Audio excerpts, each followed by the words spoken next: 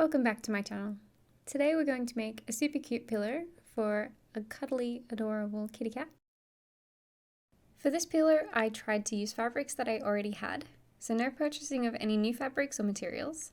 For my Minky stash, I found vanilla, rust, and chocolate, and for the stuffing, I actually used an old pillow. I looked at some reference images to try and figure out what look I wanted to go with, and how that would work with the three colours that I had. Since this was an applique project, I needed a stabilized foundation layer. I pulled out the trusty heavy-duty cutaway stabilizer and cut it into two pieces, sewed them together down the middle to make one big piece. I folded it a bunch of times and then cut it into a circle, much like you would cut one for a pie dish or a cake dish.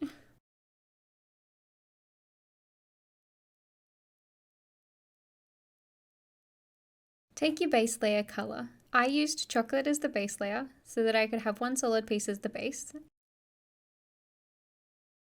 I then drew out a rough design on the stabilizer so that I knew what I was aiming for.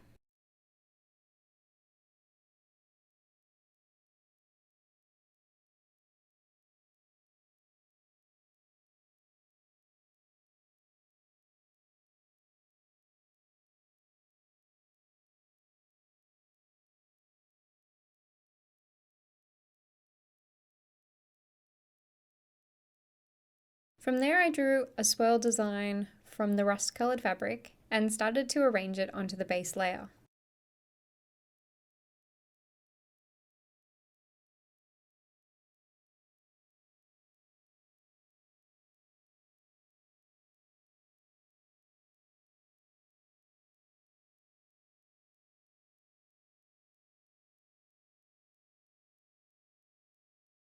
Because I didn't have a large amount of the rust coloured fabric, I couldn't do it all from one section. I drew curved arc sections and continued to spiral these pieces. I fiddled with them until I was happy with the placement.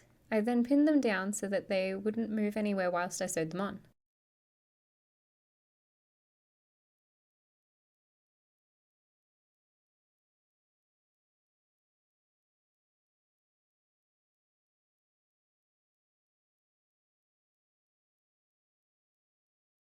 I used a running stitch to hold them all down and sewed over all of the edges, including all the pieces that were joined together. I had intended to come back and do this with a nice satin stitch over the top so that it looked nice and professional, but just the running stitch itself took forever, and I decided that it actually looks quite nice the way it is, and I wasn't going to waste any more time with satin stitching.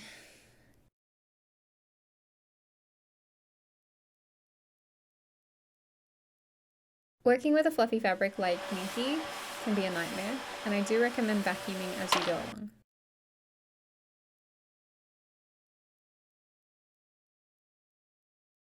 I cut strips of vanilla fabric and I played around with them until I was happy with the placement.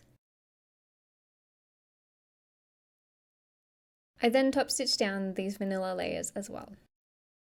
For the inside, I took an old pillow, removed some of the stuffing and sewed it into a more circular shape, then reinserted some of the stuffing to make it all full and comfy.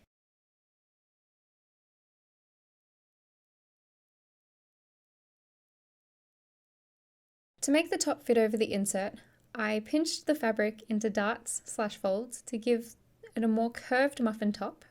I then stitched over them to hold them into place. For the base, we need another circle of fabric. I used chocolate again, since I had a lot of it, and I figured over time it would look less dirty than if I had used vanilla. Pin the top piece to the bottom piece, leaving a section unsewn so that you can turn it in the correct way and insert your pillow.